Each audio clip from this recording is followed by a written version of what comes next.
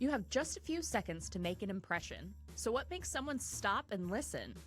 Our guest today is Michael Stockham, award-winning novelist, attorney, and storyteller who shares how clarity, creativity, and differentiation helps ideas break through the noise. From courtrooms to novels to business, Michael explores what it takes to be a storyteller that truly connects. Welcome to Difference Talks. I'm Barry LeBove. My co-host today, Marcus McMillan, who is co-owner of LeBove. Our guest is a very successful novelist.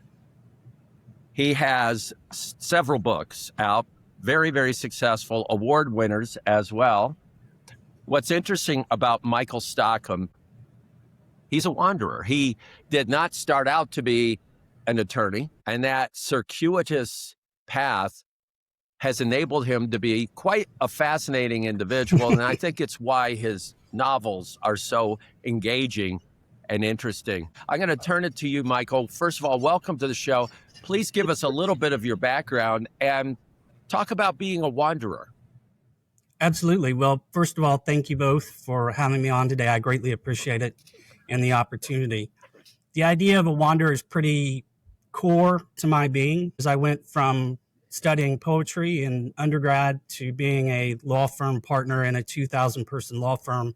It's not really a straight line, and my story is definitely one of wandering and trying to figure out where you want to go, from being a poet to a fishing guide to a mason's apprentice to a telemarketer to a lawyer and now to a novelist. You're right. We're brought up to say, okay, this is what I want to be when I grow up. Mm-hmm. We talked to Johann Donation, who is an iconic automotive leader in the industry. And unlike you, he told his parents, he was living in South Africa at the time, he said, I know what I want to be when you grow up. And his father said, look, Johann, you're 11 years old. Give me a break. He said, no, I want to be the president of Audi. Well, about 20 some years later, he was the president of Audi, but your story is the diametric opposite. So tell us about what fueled this journey, and we're going to get a little deeper into how to craft a story, how to tell your story, how to be interesting. Perfect. So I think there's two threads to it. One is curiosity, which curiosity leads to sort of discomfort. So always feeling like there's something else that you should be doing. And then there's a common thread that runs through it, which is actually story. I've tried for a very long time to turn away from story, to try to just concentrate on career or otherwise. And I keep coming back to writing poems or novels or short stories. I'm always compelled to come back to that guiding thread through my life, regardless of where I am professionally or as a career. It's kind of where I come from too, and Barry as well. I mean, we love that creative thinking, where it goes, because you don't really know. It's navigating for you. Tell us a little bit about that creative process. It's kind of interesting that you keep going back to that job structure. You're going to kind of the creative outlet and allowing that lead the way. Tell us about that. So creativity is something that everybody has. Sometimes I think it gets stomped out, that people are told that their ideas are wild or perhaps their ideas aren't worth chasing. Creativity allows to tap into one whole side of the brain that sometimes people shut off, and they shouldn't. And for me, it's almost a calling that it keeps calling me back.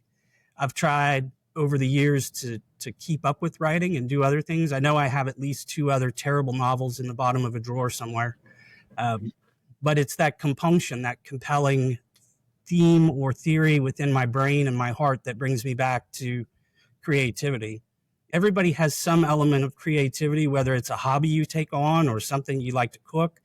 And I really encourage people to not shut off those voices, because life is a very long time. My dad is 95. His mom lived to 105. I'm 55, so if I retire in 20 years, I got to figure out something to do for 35 to 40 years, and that's part of what the novel writing is about. What is a powerful story? You have been asked a number of times to observe trials. You're sitting in the courtroom and you're watching an attorney share a story or try to convince the jury to move his or her path, what are the secrets to a compelling story? In the past with me, you can spot an attorney or a person who has that audience in his grasp, as well as one who has completely lost them. If you think about some of the most compelling stories, and I watch them all the time or look at them on the internet, are political cartoons. The ability to put an entire concept into a picture and less than 10 words. It's an amazing skill that these people have. And so the more simple, the more clear you can make a story, the better chance you have of communicating within that small window of perception and attention span of the human mind. We've all been around people that have struggled to tell a joke or struggled to get a story out about what they did during their day. And after about 30 or 45 seconds, unless we're compelled to listen, it feels almost like you're waiting for that person to get to the end. And I don't think that's any different for trial lawyers or executives or anybody else, especially in an age when attention span is getting shorter and shorter, and the need to get that attention hooked quickly is skyrocketing. What is the secret if you're coaching somebody and it's an executive and he or she has to really inspire their audience? What do you say to them? I say get the point out in the first 5 or 10 seconds. In trial law, it's why your side wins immediately, before you even say hello to the jury. I watch a lot of lawyers get up in opening and closing arguments, and they do a lot of throat clearing. They explain how happy they are the jury's there, that it's a constitutional duty, and it's not that it's polite, and it's almost a refrain. I'd say 90% of lawyers do it. But if you were to get up first in the very first seconds and explain your theme or theory of the case concisely in 30 seconds, and then thank the jury, you would have maximized the attention span, the dopamine hit of the brain. And if you can get it in 30 seconds or a minute, you've already have a huge leg up on anybody else you're communicating against, because the listener is with you. And that's very hard. You have to keep the listener with you. How has that worked into your poetry and your kind of long form novels? Maybe you need to look at other ways to tell those stories. Well, some of it's in how you construct language, and some of it is in the medium in which you work. Mm-hmm. So, for example, when I was an associate at the firm, I was traveling a lot to Houston on a case, and I would get on a plane every morning and fly down. I was commuting back and forth for the client. And I had gotten an inkling to start writing poems again. So being a hopeless romantic, I started writing poems on the plane to my wife, but I would do them on my BlackBerry so that they would send as soon as I hit the ground in Houston. And I would try to condense it into 1.5 screens of a BlackBerry, which was a way to focus the creativity down into just a kernel, which was something actually I picked up or thought about with William Carlos Williams. William Carlos Williams was a physician, and a lot of the reason that his poems are so short is that he composed most of them on a prescription pad. So he confined himself to a small space and was able to come up with amazing imagery. And that's what all those poems are about, is about a feeling and an image in the fewest number of words possible. Wow.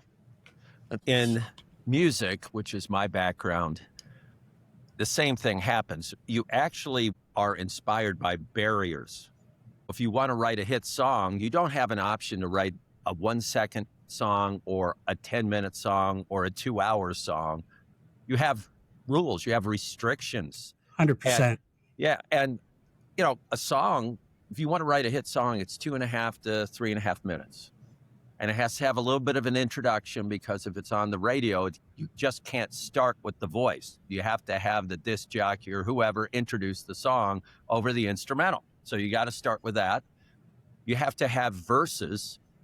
which are going to change each time because you're telling that story. But you have choruses that remain the same. That's what people will sing to every time you come to the chorus. And then you got to end that thing within that 2.5 to 3.5 minute time frame.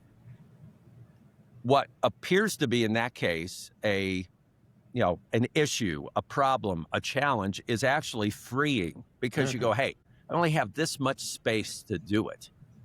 And once it's done, it's done. How does that compare to writing a novel for you, or even preparing for some sort of a trial where you have to make an opening statement?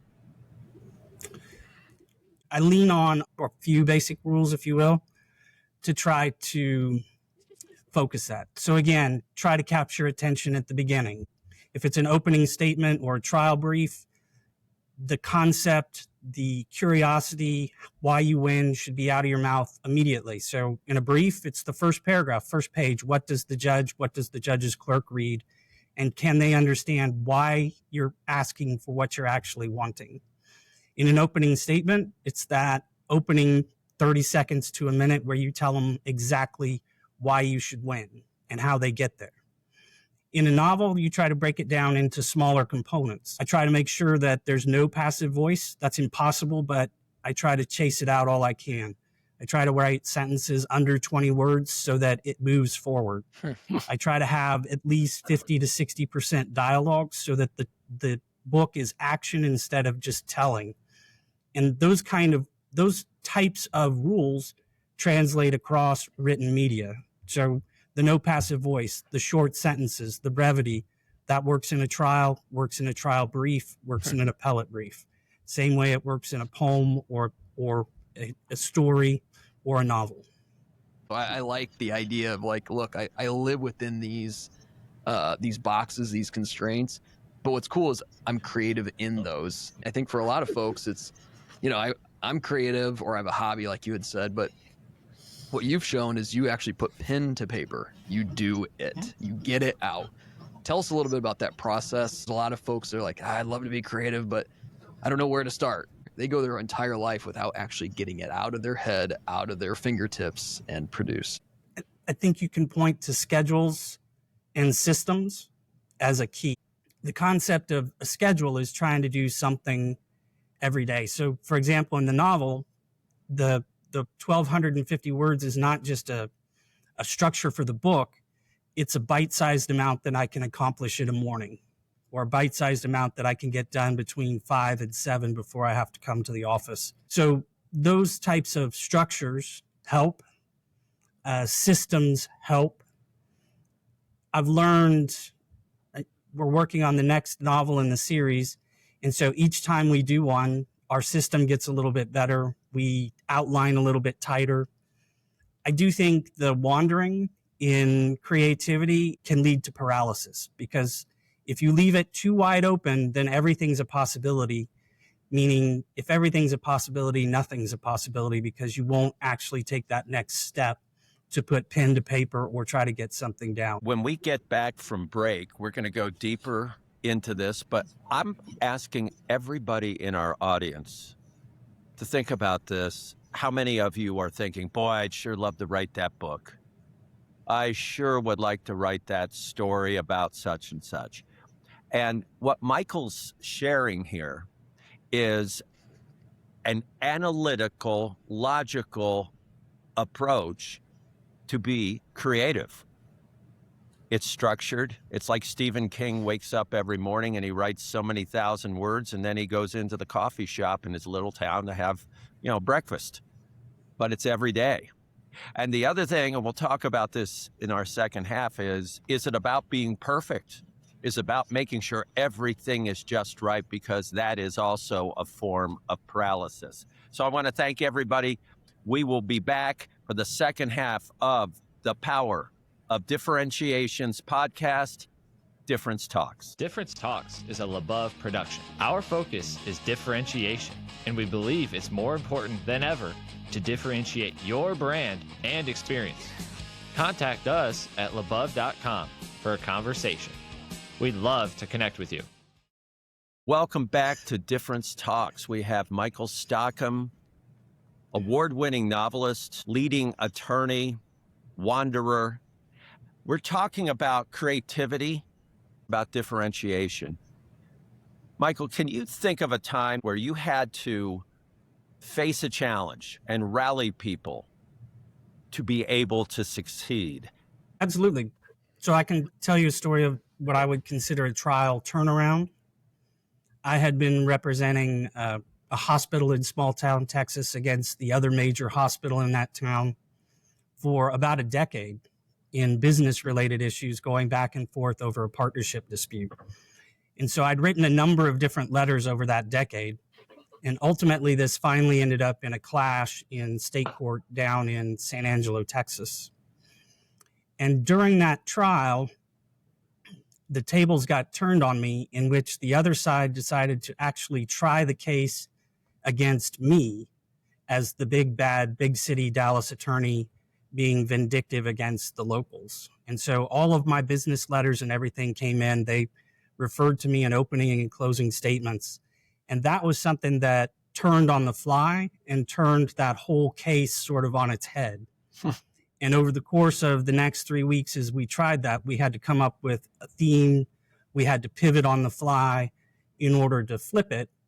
And when they originally had sued us for millions of dollars, by the time we were able to get a jury verdict, we actually won and had a judgment ultimately of about $2.5 million. And how did you turn the tables on them? Story is the way we did it, because we changed immediately on the fly. When we realized that this was really going to be about villains, we immediately amplified the villains within their side, the CEO, the CFO, and put them squarely in the target. So it became a trial of personalities and villains.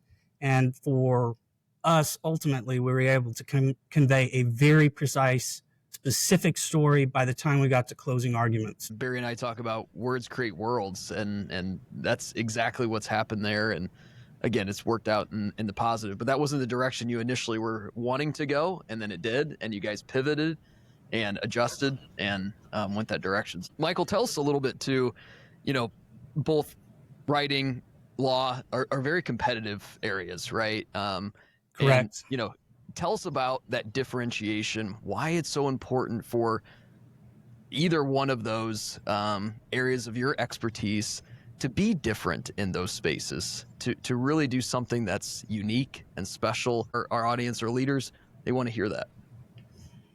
Let's pivot off the word unique, because I think that's what really makes people stand out.